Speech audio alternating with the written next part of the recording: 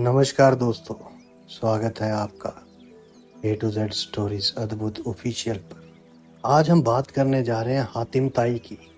कहा जाता है कि यमन में एक आबाद कबीला था जिसका जो सरदार था वो था हातिम ताई।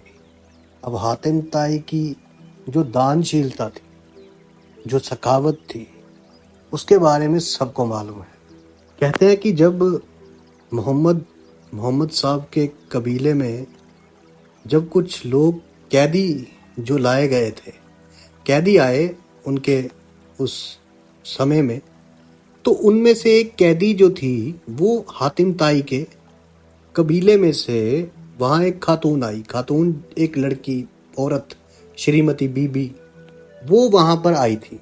इन कैदियों को कैद किया गया था, हातिम ताई के कबीले से थी वो। अब जब इस बात का मोहम्मद साहब को पता चला तो उन्होंने कहा कि इस खातून को, इस बीबी को रिहा कर दिया जाए। अब जब उस औरत को रिहाई के बारे में पता चला तो वो बहुत खुश हुई, लेकिन उसने रिहाई के लिए मना कर दिया। उसने कहा कि मेरे कबीले के लोग और भी जो हैं वो बहुत सारे हैं यहाँ पर। तो फिर वहाँ पर मोहम्मद साहब के कहने पर सबको रिहा कर दिया गया और जो भी माले दौलत थी उससे भी नवाजा उन्होंने, खुद दिया उन्हें और खुद उनको छोड़ के आए उसके कबीले तक। अब हातिम ताई की जो दानशीलता है, जो सखावत है, उसके साथ जुड़ी हुई एक कहानी है कि रोम के बादशाह के दरबार में हातिम ताई की सखावत का तस्करा था। तस्करा यानी कि रिमेम्बरेंस। तो वहां पे एक शख्स ने बताया कि हातिम ताई के पास एक बहुत ही लाजवाब घोड़ा है और वो जो घोड़ा था वो हवा की रफ्तार से दौड़ता था और वो घोड़ा इतना उम्दा था, इतना लाजवाब था कि जो भी उसे देखता बस देखता ही रह जाता। अब हातिम ताई और उसके घोड़े के जो बताए जा रहे थे, सिफ्त की जा रही थी, तो ये सुनकर वो बादशाह बोला कि किसी को भी परखे बिना उसकी शोहरत पे यकीन कर लेना एक मूर्खता ही है। तो उस बादशाह ने अपने वजीर से कहा कि तुम स्वयं जाओ, खुद जाओ और हातिम ताई की सखावत के बारे में जो भी ये कह रहा है वो सच है या झूठ, इस बारे में मालूम करो और ऐसी चीज की उससे डिमांड करो जो कि उसके लिए सबसे ज्यादा अजीज हो, कि वो उसे देने से मना कर दे तो पता चल जाए कि वो इतना ज्यादा दयावान नहीं है, और अगर वो दे दे तो हम मान लेंगे कि वो बहुत ज्यादा दानशील है। तो वहीं पे एक व्यक्ति ने बताया उन्हें कि हातिम ताई को सबसे अजीज जो है वो उसका घोड़ा है जिसका नाम है सबा। तो बादशाह ने अब ये जब बात सुनी तो उसे ये बात पसंद आ गई। तो उसने वजीर से कहा कि तुम ऐसा करो, तुम स्वयं उसके पास जाओ और उससे उसी घोड़े की डिमांड करो, और अगर वो दे देता है तो वो वाकई में ही एक सखी है। अब वजीर भी गए और उसके साथ कुछ साथी भी गए हातिम ताई के घर, हातिम ताई के उस राज्य में। तो जब वहां रास्ते में गए तो वहां जब पहुंचे तो वहां पे एक बहुत ही भयानक, कहते हैं ना, बारिश आ रही थी, बहुत ही ज्यादा जबरदस्त बारिश, और इतनी ज्यादा खौफनाक मंजर बना हुआ था कि बिजलियां कड़क रही थी। और ऐसा मंजर था, ऐसा रंग था कि वहां से किसी की मेहमान नवाजी करना तो दूर की बात, घर से बाहर निकलना भी बहुत बड़ी बात थी। लेकिन जो हातिम ताई थे उसने सबका जो आराम का बंदोबस्त किया, उनकी मेहमान नवाजी की, स्वयं उसे लेने आए, सबको अलग अलग उनका जो भी स्थान था वहां पहुंचाया और अनेकों प्रकार के भोजन उनके लिए बनाए गए, खाना वाना बनाया गया। खाना वाना खाकर जो वहां से मेहमान आए थे, अब रास्ते की थकावट थी, लेकिन अब थकावट जा चुकी थी क्योंकि एक तो ऐसा मौसम और ऊपर से बेहतरीन लाजवाब खाना मिला उन्हें। तो वो लोग बहुत खुश हुए और वो लोग खुश थे तो उन्हें नींद भी आई क्योंकि थके हुए भी थे। तो वो लोग सो गए। रात को बारिश पड़ रही थी। सुबह जब उठे तो सब कुछ, मौसम बिल्कुल साफ था, नज़ारा अलग ही नजर आ रहा था। अब नाश्ते के लिए सबको बुलाया गया।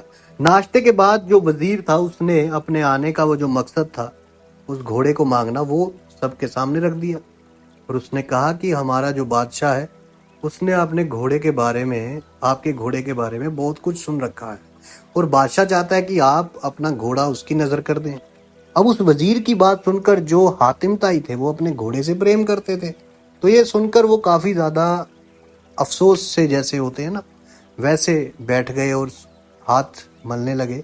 और उसके बाद उन्होंने कहा कि यदि आप घोड़ा ही लेने आए थे तो आप ये बात मुझे आते ही बता देते, लेकिन अब तो मैं मजबूर हूँ क्योंकि मेरा जो प्यारा घोड़ा था जिसे मैं प्यार करता था, प्रेम करता था, वो घोड़ा अब इस दुनिया में नहीं रहा क्योंकि बारिश बहुत ज्यादा थी। तो जो आपने गोश्त लोगों ने खाया था वो सारा उसी घोड़े का ही तो था, क्योंकि आप लोगों की मेहमान नवाजी भी करनी थी। तो मैं कहीं और से कहाँ लेकर आता या कहाँ मंगवा पाता, मंगवा ही नहीं पाया। तो ये बात जब वजीर ने सुनी तो वो हक्का बक्का रह गया कि किसी मेहमान नवाजी के लिए अपने जिसे प्रेम करते हो उसे आपने ज़िबा कर दिया। तो वो बड़ा हैरान था कि इतना सकी, क्योंकि अपनी प्यारी चीज किसी को देने में किसका मन करता है। और वहां पे अब मेहमान नवाजी, तो मेहमान नवाजी कर दी।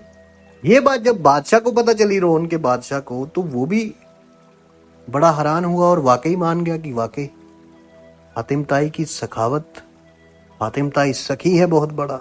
और वो मान गए कि बिल्कुल वाकई सखी है। एक कहानी उनके बारे में और काफी मशहूर है कि एक बादशाह था, उसने हातिम ताई की शोहरत, उसकी इज्जत के बारे में बहुत सारी बातें सुन रखी थी, दुनिया बहुत इज्जत करती थी। तो उस बादशाह को लगा कि मेरी इज्जत हातिम ताई से बहुत कम है। अब बादशाह के मन में जलन पैदा हो गई और वो ये सोचने लगा कि जब तक हातिम ताई जिंदा है ना तो मुझे कभी उसके जितनी इज्जत मिल पाएगी, ना शोहरत, ना ही कोई प्यार कर पाएगा। अब उस बादशाह ने एक खेल रचा। उसने एक लालची इंसान को पकड़ा और उसे दौलत का लालच देकर कहा कि तुम हातिम ताई का सिर कलम करके मेरे पास उसका सिर लेके आओगे। तो उस इंसान ने कहा कि ठीक है, कि मैं तो कातिल ही हूँ, पैसों के बदले लोगों को मारता हूँ, तो हातिम ताई को भी मार दूंगा। अब ये जो व्यक्ति था, इसने कहा कि ठीक है। ये जब चल पड़ा रास्ते में हातिम ताई के कबीले की ओर जहाँ वो रहते थे, तो जब ये चल पड़ा तो इसने कहा कि मैं मार के ही आऊंगा वापस। मन में तो यही चल रहा है, लेकिन रास्ते में एक इनको बड़ा खुशनुमा इंसान मिला, इस कातिल को। वो उसी कबीले का रहने वाला था, तो वो इसे अपने घर ले गया और उसकी बड़ी मेहमान नवाजी की, उसको खाना खिलाया, उसका प्रेम से उसको बिठाया, बड़े प्यार से उससे बातें की। इतना ज्यादा उससे प्यार पड़ गया कि वो जो कातिल था वो भी अब उसका कायल हो गया, जो व्यक्ति उसको लेके गया था। क्योंकि आज से पहले उस कातिल से इतने प्रेम से और इतनी सेवा उसकी कभी किसी ने की नहीं थी। अब दूसरा दिन जब आया तो उस जो कातिल था उसने जाना था कि मुझे यहाँ से निकलना है, लेकिन उस खुश मिजाज आदमी ने उसे कहा कि नहीं, कि आप थोड़ी देर और रहिए, आप हमारे मेहमान हैं और हमें सेवा का मौका दीजिए। अब जो किराए का कातिल था वो कहने लगा कि यार इतना प्रेम तो कभी कहीं से मिला ही नहीं, क्योंकि मैं तो लोगों को मारता हूँ, जिसने भी बुलाया ऐसे ही बुलाया, अपने काम की वजह से बुलाया, और इनको तो मेरे साथ कोई काम भी नहीं, ये मेरी मेहमान नवाजी करना चाहते हैं।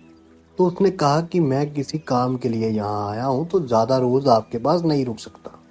तो वो जो मेज़बान था, वो जो व्यक्ति था जिसके घर वो रुका था, उसने कहा कि आप मुझे बताइए वो काम जो भी है, कि मैं आपकी उसमें मदद कर सकता हूँ। तो उस व्यक्ति ने बताया, उस कातिल ने, कि मुझे बादशाह ने हातिम ताई का कत्ल करने के लिए भेजा है यहाँ, और मुझे इसके बदले में बहुत सारा इनाम मिलेगा। तो अगर आप हातिम ताई को जानते हो तो आप मुझे बताइए कि हातिम ताई कहाँ है और कहाँ मिलेगा। अब जब उस व्यक्ति ने ये बात सुनी, उस मेज़बान ने या उस व्यक्ति ने ये बात सुनी, तो उसने बड़े प्रेम से सर झुकाया और कहा कि मैं ही हातिम ताई हूँ। आप जिस काम के लिए आए हो वो काम बड़े शौक से पूरा कर सकते हो, क्योंकि यदि आप ये काम अभी नहीं करोगे रात के वक्त, तो फिर सुबह तो लोग देख लेंगे और फिर शोर मच जाएगा, तो फिर या तो वो आपको मार देंगे, तो फिर आपको इनाम नहीं मिल पाएगा। तो आप ऐसा करो, आप अभी मुझे मार दो। जब ये बात सुनी तो वो जो कातिल था वो हातिम ताई के कदमों में गिर गया और उसने कहा कि उसने सारा तलवार भी फेंक दी, जिसमें तीर थे वो भी फेंक दिए, और उसने हातिम ताई के कदमों में सिर रख के कहा कि आप जैसी सरकार को आप जैसे सरदार को तो फूल भी मारना गुनाह है, और उसने माफी मांगी। अब बात यह है कि हातिम ताई वाकई सखावत थे। उनकी सखावत के चर्चे हर थां पर थे। सखी थे। कहानी ये बताती है कि यदि आप किसी से प्रेम से बात भी कर लेते हो तो आप अपने कत्ल करने वाले का दिल भी बदल सकते हो। तो साधु संत फकीर गुरु रहबरों की सदा ही जय जयकार। जल्दी मिलते हैं एक नई वीडियो के साथ। आप सबका धन्यवाद।